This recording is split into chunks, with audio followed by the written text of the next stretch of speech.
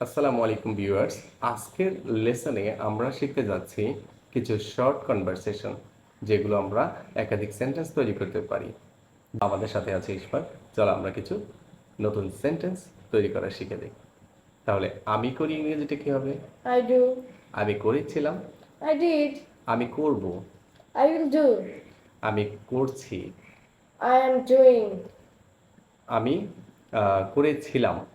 I was doing. আমি করেছি। I have done. I've done. আমি করেছিলাম। I have done.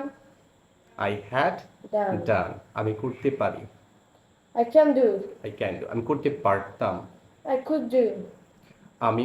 আমাকে করতে হবে। I have to do. আমি অবশ্যই করব। I must do. আমাকে করতে হয়। I am to do. I am to do. আমাকে করতে হয়েছিল। I had to do. ওকে, আমি করতে চাই। I would like to do.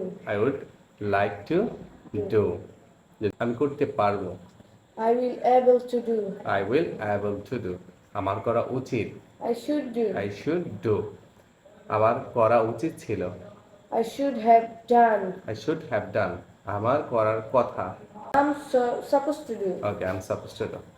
Okay, thanks for watching this video.